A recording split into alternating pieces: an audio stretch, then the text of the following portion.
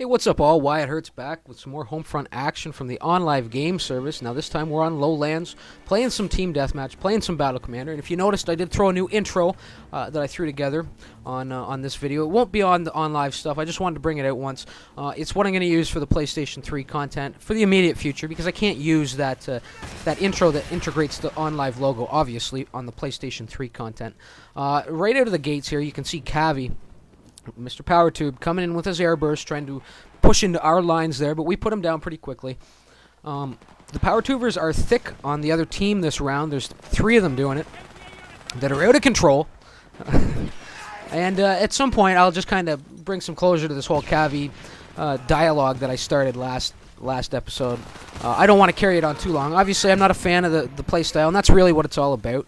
I don't want to feel like I don't want you guys to think I'm just singling out Cavi. It's the playstyle, and it's not a personal attack on you, Cavi, if you're watching this. But feel free, sir, to comment, to defend yourself, or to tell me off, whatever you want to do. I'm not going to censor you over here if you want to.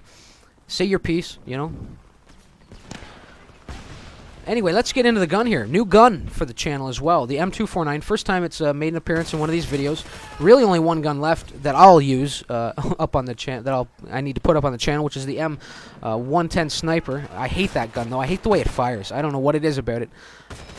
Anyway, getting into this kit. Now, I used this gun months and months and months ago. When I transitioned, kind of as a transition out of the SCAR LMG, I was trying to find another big gun like that was a little bit more balanced, and this gun does have a little bit more balance to it.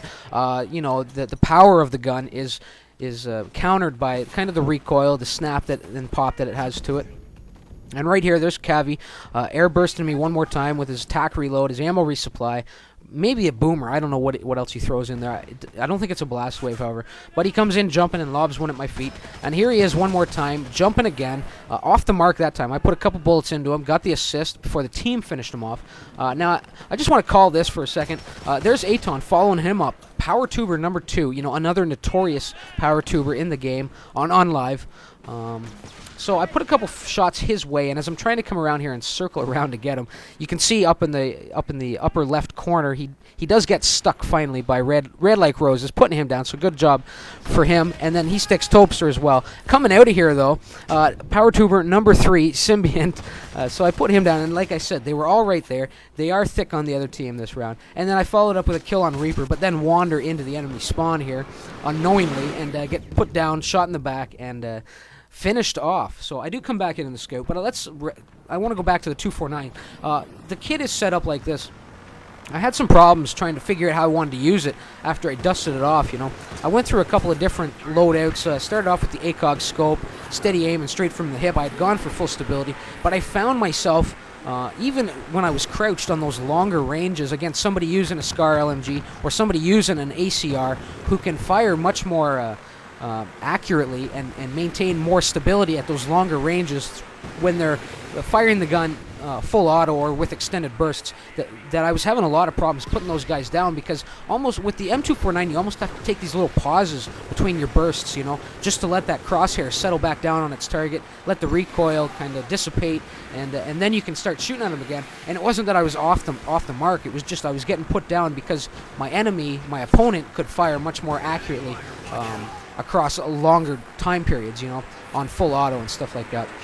So I finally settled on trying to use it at the mid-range, trying to do the running gun, post up, running gun, post up, that type of play style, you know. So with the hollow scope, I did follow that up with a steady aim. The tac reloads in there, and that's kind of a must for when you have an LMG out, one of your light machine gun kits, just to keep that reload time down.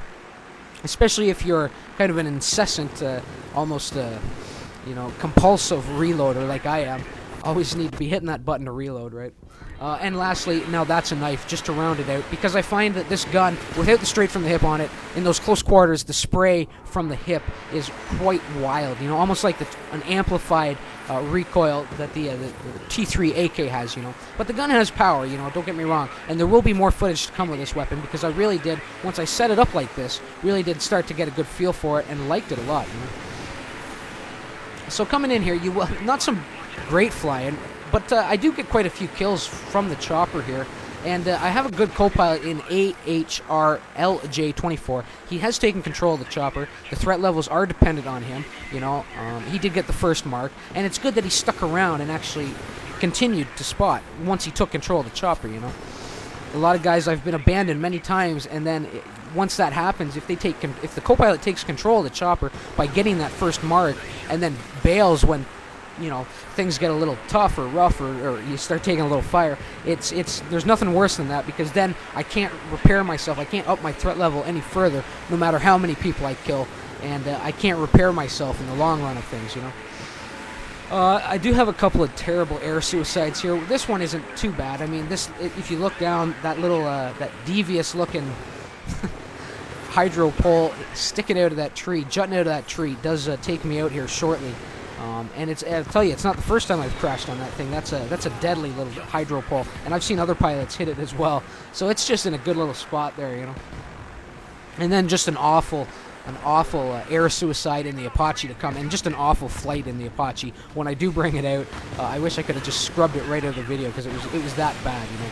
But let's get back. Like I said, I'm gonna wrap up my thoughts on Cavi. I did see the comments coming in on the last video, you know, from guys that I'm glad that some of you guys are at least with me on this whole against the power tubing thing. But one comment in particular that I did see was from Fiji Ouija, and he said, I guess he was playing with Cavi at one point, and in his comment he said that Cavi had said to him, you know, everybody's going to play cheap, what does it matter what I do? And Fiji in response to him said, you know, it does matter what you do. That play style ruins the game, kills the server, you know, takes the fun out of the gameplay, and makes people want to leave. And that is really sums up what I was trying to say, you know. It's not a personal attack on you, Cavi. Maybe I singled you out, but I didn't intend to. It's just that play style. It is the power tubers that I'm that type of game that I don't like. I have a great distaste for, you know. And it's because of that. It does bring down the servers. It does ruin the game.